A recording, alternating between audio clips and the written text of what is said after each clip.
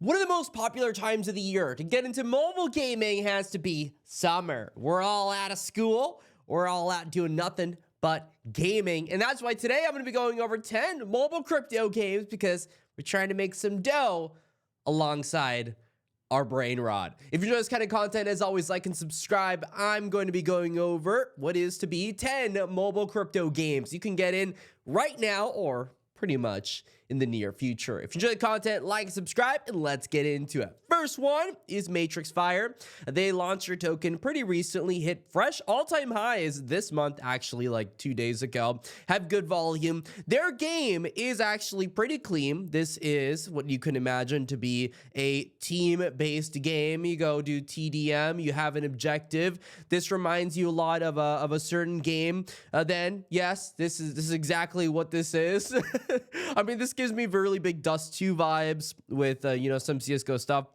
It looks really clean on mobile. I think a lot of these games that come from Asia, that come to the crypto gaming space, they understand how to monetize. They understand how to get clicks. They understand how to get downloads. So I think they're going to do pretty well. Definitely a good use of your time to get into these if you have, things that you want to do on mobile. You get skins. You could sell skins. You have your max tokens. And that is Matrix Fire. The second one is Goo Pets. You ever gone outside and gone for a walk? Yes. Have you ever wanted an app to bank it and to go ahead and track that and have some sense of achievement and purpose? Yes.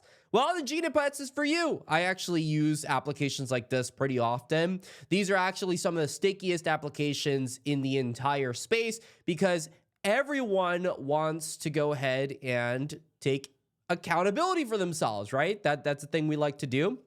So you've got Goo Pets here. You have a little pet. It's cute. You can level it up, evolve it by just going outside and going for a walk. You go do 10,000 steps. You get a couple pet treats. You use those pet treats to go ahead, feed your animal, make it happy, kind of like a Tamagotchi. And then over time, it becomes better and better and better. And then eventually you get your little lightning points and you could buy it, upgrade it faster, ton of things within their ecosystem. But the dumbed down version is just it has 100,000 downloads. If you are someone that likes going outside and going for a walk and wants to have a little pet to take care of because you want some entertainment, then Goo Pets is going to be the game for you. Just some very quick gameplay of pretty much just him feeding his pet and making it happy.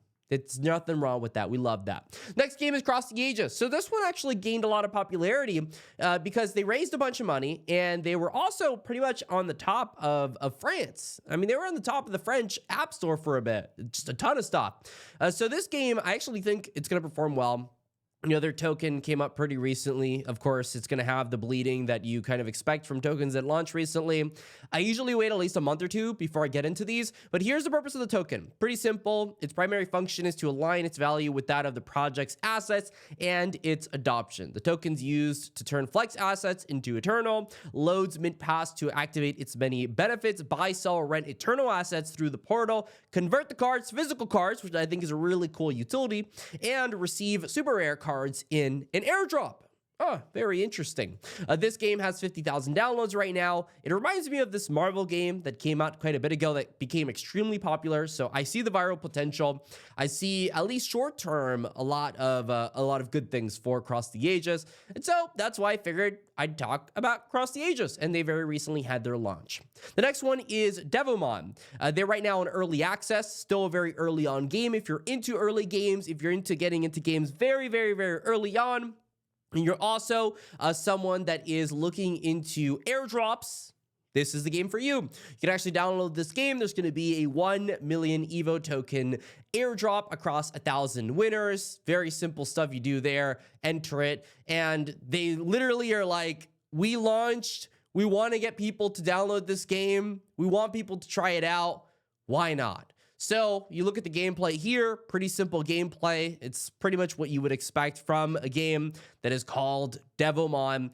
In my opinion, when it comes to these very early games, it's kind of like if there's going to be a second gaming wave and if there is to be kind of that gaming adoption layer, it's going to be those games, they build on Unreal Engine 5. They're still very early on. They get these airdrop campaigns. They give it out to people that play the game early on.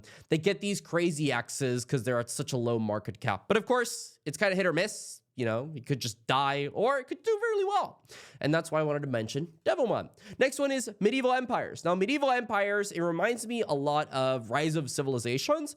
This is a 4X grand strategy game is the best way I would go ahead and characterize this. You've got your base, you upgrade your town, you make it look prettier, and then you get a bunch of soldiers, you go onto the map, and you try to dominate the rest of your opponents. You could spend money to go get speed ups, to go through all of your research way faster, and that's how they make a bunch of money. And these games historically have been extremely successful in terms of monetization.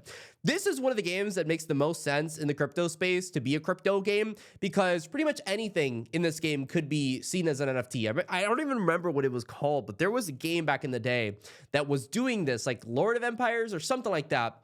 I totally forgot the name. And they had all their assets as NFTs. I mean, the wood, the stone, the gold, everything was something you could buy. And why this made sense to me was because when I used to play Lords Mobile, there were websites all over the place where you could spend real money to go ahead and get resources in game. Just very simple transactions. So to have it on crypto, to have their own token called Medieval Empires, it's up to 16%.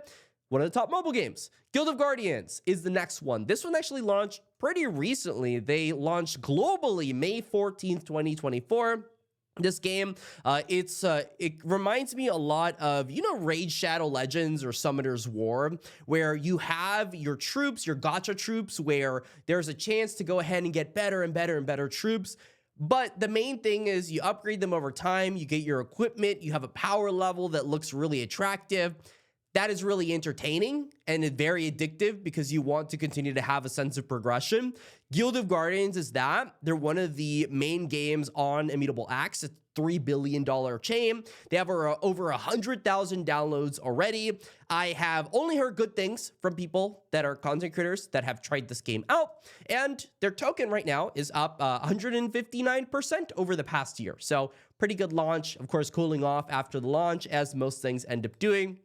Still, nonetheless, IMAX is all over this game, as you can see right here. So, good things for Guild of Guardians, surely. Pixels is the next game. Now, Pixels, they've got the most players in the entire crypto gaming space in terms of mobile and browser. He had an AMA in the game, and look at how it looks. It looks like absolute chaos. If you're someone that likes farming, if you're someone that likes chatting with people, then Pixels Online is your game. It's a hyper-casual game. It doesn't try to make itself out to be like a hyper-competitive game. You hop on there, you farm some crops, and you have fun. You have these leaderboards. You also have a quest board, which is essentially kind of like a mission board where you give them a certain crop and you get pixel tokens. And the pixel token right now, it's at a 315 mil market cap, even despite the fact that crypto gaming is kind of on the lower end right now in terms of trends. $2 billion FTV. Still an enormous ecosystem, and for a good reason, because, there are just a lot of people playing the game, right? And if you want to play with other people, you're probably going to have to play Pixels Online right now. So the next game is Love Monster. Love Monster came out very, very, very recently here. And, they had a bit of a low, and now they're recovering, as most tokens do when they launch. This is another one of those. You wait a month or two, there's a catalyst, it ends up coming back. This game is a lot like how Axie felt like back in the day. You've got your guys that you can upgrade over time. You have a token. You have incentives. That is the entire loop behind this thing. They recently launched their Radium, which means that they finally have a decentralized way of buying the Love Monster token. So I figured I would mention it here, and it's definitely on my watch list in terms of this month, Love Monster. WAGMI Games is the next one here. Now, WAGMI, they have a lot of partnerships with a lot of content creators. Not me, though. It is what it is, right? They're launching summer 2024 with their game WAGMI Defense. And I've got to respect it, right? They're at a 20 mil market cap. They had a huge run when crypto gaming was hot, and they've kind of cooled off, right? It is what it is. I think WAGMI is going to cook. I think that their focus on IP is going to be absolutely enormous, right? There's a lot of IP there and a lot of different things happening that I think are going to be really exciting. It's a tower defense game if you're interested in WAGMI Defense. They have been teasing time and time again that they're going to be updating the graphics. So when that comes, which I'm assuming is going to be in summer 2024, we're in June right now, so we're practically there. it's going to be a good time to play WAGMI games. They also have a bunch of people making a lot of money selling cards on their game. So if you're someone that likes, open up boxes and selling them on the marketplace, why not? Why not play WAGMI games? So the last one that I wanted to talk about is Fableborne. They had $5.5 million worth of funding, which was crazy back in 2023. There's no confirmation of a token as far as I could see, but I mean, I don't know what they're funding for, right? It could be equity, it could be something else. They are definitely a crypto game though. It's a Web3 powered unique mobile game blending ARPG and strategic deck building. I actually really like the look of this game. This is some of the gameplay here from the actual official Twitter. And it's kind of like you have your dungeons and you have the things that you need to conquer, but it also mixes in the Clash of Clans, building up the base, leveling it up over time.